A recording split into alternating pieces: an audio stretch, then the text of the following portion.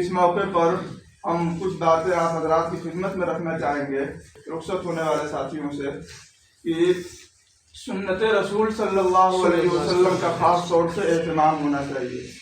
سنت رسول صرف زبان پر نہیں، ہمارے عمل کے اندر ہو، ہماری زندگی کے اندر ہو۔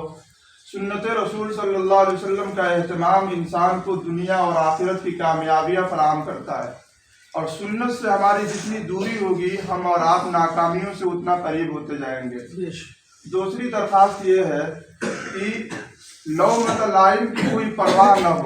اللہ تعالیٰ اپنے نیک بندوں کی صفات بیان فرما رہے ہیں، یجاہدون فی سبیل اللہ ولا یخافون لومۃ لائم، کہ وہ راہ خدا میں جد و جہد کرتے ہیں اور ملامت کرنے والوں کی کوئی پرواہ نہیں کرتے۔ بہت سے قدم اٹھتے ہیں اللہ تعالیٰ کے لیے، لیکن اس لیے وہ قدم پیچھے چلے جاتے ہیں کہ وہاں ملامت کرنے والوں کی ملامت ان کے جذبات کو اور ان کے عزائم کو توڑ دیتے ہیں۔ اس لیے اگر ہم کام کر رہے ہیں تو تعریف پر ہمیں بہت اونچا نہیں اڑنا ہے، بلکہ دل کے اندر یہ سوچنا ہے کہ ان حضرات کا یہ حسن ظن ہے، اللہ تعالیٰ ان کے حسن ظن کے مطابق ہمیں ڈھال دیں۔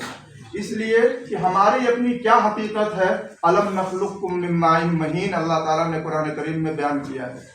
اور پھر کسی کی ملامت سے ہمیں اپنے قدم کو پیچھے نہیں کرنا ہے، اس لیے کہ کسی کی گالیاں، کسی کے تبصرے، کسی کی برائیاں ہمارے اور آپ کے وزن میں کوئی تاثیر پیدا نہیں کرتی ہیں۔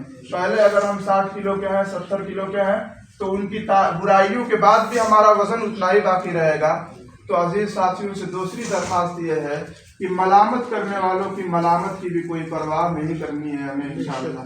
اور تیسری درخواست یہ ہے کہ اپنے اکابر، اپنے اساتذہ، اپنے بزرگوں سے محبت باقی رہے، خاص طور سے اکابر علماء دیوبند کی تحقیقات اور ان کی جو اپنی گفتگو ہے اور ان کے اپنے جو نظریات ہیں، ان نظریات اور ان تحقیقات پر ہمیں پورے طور پر عمل کرنا ہے۔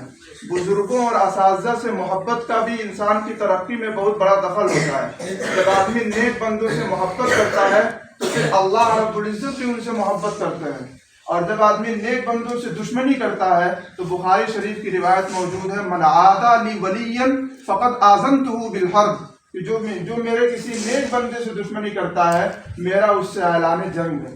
تو اس لیے اللہ رب العزت کے نیک بندے سے ہمارے اکابر علماء دیوبند، ہمیں ان سے خوب محبت ہونی چاہیے، اپنے اساتذہ اور اپنے بزرگوں سے محبت ہونی چاہیے، اور بزرگوں کی صحبت کو غنیمت جانتے ہوئے ہمیشہ اپنے بزرگوں کی سرپرستی میں رہ کر کام کرنی چاہیے۔